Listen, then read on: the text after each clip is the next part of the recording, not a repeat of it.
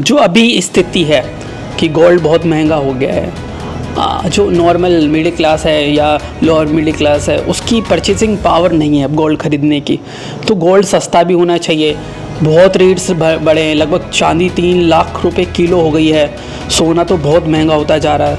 ये रेट्स 1-2 साल में बहुत हाई हुए हैं, मतलब डबल हो गए हैं। उसकी क्या वजह रही है और क्या बीइंग इकोनॉमिस्ट आपको लगता है क्या क्या रेट वापस गिर सकते हैं? एक समय में भारत को सोने की चिड़िया कहा जाता था।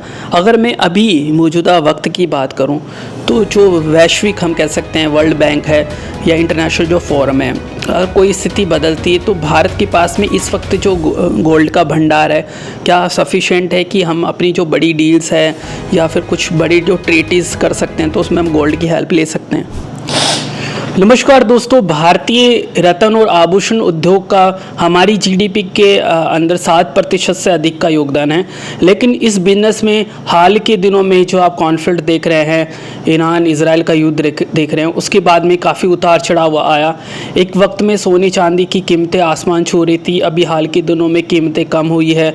इन तमाम मुद्दों पर कि ऐसी सिचुएशन क्यों बार बार आ रही है, और हम बात करते हैं गोल्ड भारत के लिए सबसे बड़ा एसेट है, तो उसको लेकर भी हम तमाम मुद्दों पर बात करने वाले हैं। और जिस तरीके की स्थिति इस वक्त है, कहीं ना कहीं भारत आज के टाइम में एक कॉन्फिडेंस जोन में है कि भारत आने वाले समय में विश्व की तीसरी सबसे बड़ी अर्थव्यवस्था बन सकता है। मेरे साथ में डॉक्टर प्रभाकर साहू जी है, आप नीति आयोग के प्रोग्राम डायरेक्टर है। सर, जिस तरीके से तमाम बातें आज हुई नीति आयोग में और आभूषण और ज्वेलरी का जो हमारा उद्योग है उसको लेकर बात हुई, तो इतना बड़ा कंट्रीब्यूशन जीडीपी में है, आपको क्या लगता है कि यह बिजनेस जो है वो इस वक्त कॉन्फिडेंस जोन में है, कंफर्टेबल स्थिति में है, या बहुत सारे चैलेंजेस इसके सामने हैं? बहुत सारे अपॉर्चुनिटीज़ है जेम्स एंड ज्वेलरी सेक्टर में।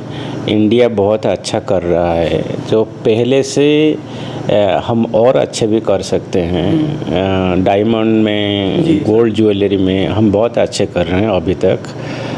ये बहुत लेबर इंटेंसिव सेक्टर है और इसमें 50 लाख के आसपास रोज़गार मिलता है लोगों को। ये मार्केट भी बहुत ज़्यादा है। अगर आप रॉ गोल्ड सब मिला देंगे तो लगभग $1 ट्रिलियन का मार्केट है। अगर रॉ गोल्ड को आप निकाल लेते हैं, James and jewellery made of gold and also diamond, it is close to 340 billion. We are exporting 30 billion. It's close to 8%, 7.9%.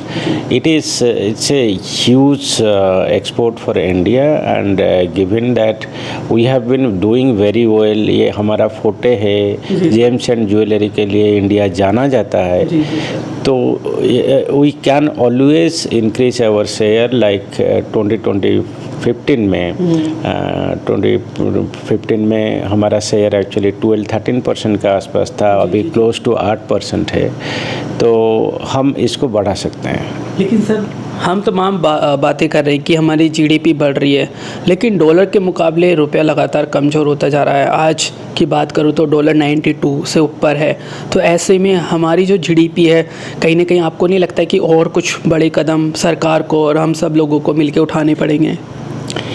नहीं, ये जो जीडीपी का उतार चढ़ाव है कि इंडियन रुपये का वैल्यू अभी मार्जिनली डेप्रिशिएट हुआ है because of uncertainties, but compare to other countries currencies, अगर आप देखेंगे डेवलपिंग कंट्रीज के करेंसी के हिसाब से Indian currency is one of the strongest. और ये जो अभी चेंज हुआ है, इंडिया इसका थोड़ा सा चेंज इन पोजीशन जीडीपी का, ये टेम्पररी है। But among the developing countries, Indian rupee is one of the strongest currencies in the world, and we have done relatively much better in stabilizing the exchange rate and also managing the value of Indian rupee. Sir, अभी आपसे मेरी बात हो रही थी gold को लेकर। एक समय था भारत के पास गोल्ड बहुत बड़ी मात्रा में था, अब उस स्थिति में हम थोड़े कमज़ोर नज़र आते हैं। ये जो हमारे यहाँ पर गोल्ड महंगा हुआ, उसकी वजह से लोगों ने सोना खरीदना बंद कर दिया है, या और क्या वैश्विक चुनौतियाँ हैं कि उसकी वजह से भारतीयों के पास में गोल्ड अब कम होता जा रहा है? गोल्ड एक्सप्लोरेशन हम इतना किए नहीं हैं। जब गोल्ड ज्वेलरी और गोल्ड डिमांड एक ट्रेडिशनल एक कल्चरल एस्पेक्ट है इंडिया में, तो फेस्टिवल्स हो, डिफरेंट सोशल ओकेजन्स हो, मैरिजेस हो, लोगों को गोल्ड ऑर्नामेंट ज्वेलरी ये सब चाहिए रहता है। उसके वजह से हम हेवीली एक्चुअली गोल्ड इंपोर्ट करते हैं बाहर से। तो दो चीज़ है, लोग डिफरेंट इंस्ट्रूमेंट्स और स्कीम्स यूज़ करके जो गोल्ड हाउस होल्ड में है उसको हमको लाना चाहिए सर्कुलेशन में, रिसाइकलिंग के लिए। And at the same time exploration भी करना चाहिए गोल्ड माइंस का। बट जो डिमांड जैसे जा रहा है और जैसे बढ़ता चल रहा है डिमांड फॉर गोल्ड ज्वेलरी, तो गोल्ड तो इंपोर्ट करना ही पड़ेगा। लेकिन सर एक चीज़ और सामने आ रही है कि हमारे पास जो गोल्ड है, आपने बोला माइनिंग को सर्च करना चाहिए, तमाम चीज़ों को सर्च करना चाहिए, और अभी सूरत के जो हालात है, सूरत हम कह सकते हैं कि ज्वेलरी का हब है इंडिया में, डायमंड्स का काम होता है, बहुत सारी फैक्ट्रीज बंद होती जा रही है। तो क्या इसके लिए सरकार को कुछ नई पॉलिसीज़ बनानी पड़ेगी या कुछ करना पड़ेगा? नहीं, सही नहीं होगा ये बोलना कि फैक्ट्रीज बंद हो रहा है और हो गया है। सी देयर आर मतलब फेज होता है, peak time, off peak time. सो ग्लोबल अनसर्टेनिटीज हो रहा है और उसके वजह से ट्रेड भी स्लो हो रहा है, ग्रोथ भी स्लो हो रहा है, लोग बहुत अनसर्टन है। उसके वजह से certain sectors particularly gems and jewellery, जहाँ पे इनकम इलास्टिसिटी और सेंसिटिविटी बहुत मैटर करता है, it is not a basic good. So उस हिसाब से when that income, employment, the growth prospects are uncertain, उस टाइम पे समटाइम्स पीपल पोस्टपोन और they don't go for gems and jewellery.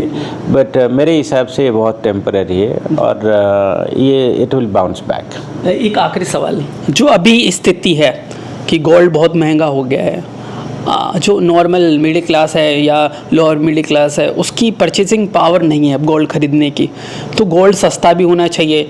बहुत रेट्स बढ़े हैं, लगभग चांदी 3 लाख रुपए किलो हो गई है, सोना तो बहुत महंगा होता जा रहा है। ये रेट्स 1-2 साल में बहुत हाई हुए हैं, मतलब डबल हो गए हैं। उसकी क्या वजह रही है और क्या बीइंग इकोनॉमिस्ट आपको लगता है क्या क्या रेट वापस गिर सकते हैं? ये बोलना मुश्किल होगा, बट इसीलिए तो इसको प्रेशियस मेटल्स बोलते हैं। इसका लिमिटेड क्वांटिटी होता है, तो वो प्राइसेस एक्चुअली फ्लक्चुएट होता है डिमांड एंड सप्लाई के ऊपर, और ज़्यादा बढ़ भी गया था। और व्हेन बहुत सारे अनसर्टेनिटीज होता है, लोग भी गोल्ड को एक तरह एक एसेट के हिसाब से लेते हैं and they try to invest in gold, or even there are kind of seasonal aspects always जिसमें demand for gold और precious metal बढ़ता है, and particularly uncertainties, war का, जियो इकोनॉमिक्स, जियो पॉलिटिक्स जैसे जा रहा है, बहुत सारे कंट्रीज और बहुत सारे households, even individual entities, they go for gold as an asset. And then gold total production and circulation is limited. So it's the demand side is quite elastic sometimes, but supply side is not. So there is a spike और price बढ़ने का बहुत ये आ जाता है, but over a period of time things will stabilize and इसका जो natural growth होता है प्राइस का वो होता जाएगा। बिल्कुल सर, एक समय में भारत को सोने की चिड़िया कहा जाता था। अगर मैं अभी मौजूदा वक्त की बात करूं तो जो वैश्विक हम कह सकते हैं वर्ल्ड बैंक है या इंटरनेशनल जो फोरम है, अगर कोई स्थिति बदलती है तो भारत के पास में इस वक्त जो गोल्ड का भंडार है क्या सफिशिएंट है कि हम अपनी जो बड़ी डील्स है या फिर कुछ बड़ी जो ट्रीटीज़ कर सकते हैं तो उसमें हम गोल्ड की हेल्प ले सकते हैं? नहीं, गोल्ड में हम रखते हैं, बट हमारा इंडिया का जो सिचुएशन है, फॉरेन एक्सचेंज रिजर्व्स है क्लोज टू 700 बिलियंस का है। हम इतना स्टेबल कंडीशन में है, उसमें कोई परेशानी नहीं है। तो और हमारा जो फॉरेक्स है, ऑयल डाइवर्सिफाइड है, इंक्लूडिंग गोल्ड है, तो उसमें कोई चिंता का बात नहीं है। सर एक आखिरी सवाल, गोल्ड और ये ज्वेलरी जो बिजनेस है, आभूषणों का जो काम है, बहुत बड़ा कंट्रीब्यूशन है भारत की जीडीपी में, इसको और कैसे मजबूत करा जाए? क्या पॉलिसीज़ होनी चाहिए ताकि छोटे बिजनेसमैन भी फ़ायदे में हो और जो कंज्यूमर है, आम नागरिक है, उनका भी फ़ायदा हो सके? इसमें इसमें फाइनेंस का रोल है, इसमें स्किलिंग का रोल है, ब्रांडिंग का रोल है, इसमें बहुत सारे स्मॉल एमएसएमईज भी काम करते हैं जिनके पास टेक्नोलॉजी नहीं है, मार्केट के साथ इंटीग्रेट हो नहीं पा रहे हैं। सम सेंटर्स जिसमें लाइक जैसे आपने बोला सूरत में डायमंड कॉर्ड्स हो, प्रोसेसिंग हो, ज्वेलरी जैसे हम जो स्पेशल नोटिफाइड जोन्स किए हैं, में भी उस तरफ एक्चुअली हम कर सकते हैं। We can scale up and then ensure that gems and jewelry gets properly connected with the rest of the world. Sir तमाम मुद्दों पर आपने बात करी और वाकई में भारत की हम कह सकते हैं कि भारत को सशक्त बनाने में जो हमारा गोल्ड का भंडार है उसने बहुत, हम कह सकते हैं, बहुत मजबूती से काम करा। और जिस तरीके से भारतीयों में सोना चांदी खरीदने की परंपरा है पुराने समय से, उस परंपरा में महंगा बढ़ता सोना चांदी कीमतों में बढ़ने की वजह से अब लोग काफ़ी कम खरीद पा रहे हैं। और इस बिज़नेस में हाल के दिनों में जो हम कह सकते हैं पूरे विश्व में एक तरीके से तीसरे महायुद्ध के दोहराए पर भारत के साथ साथ हम कह सकते हैं पूरी दुनिया खड़ी हुई है, उसका असर भारत पे भी देखने को मिल रहा है। इस वजह से कीमतें ज़रूर बढ़ी। आपने तमाम मुद्दों पर बात करा है सर, आपसे बहुत बहुत धन्यवाद। Thank you sir.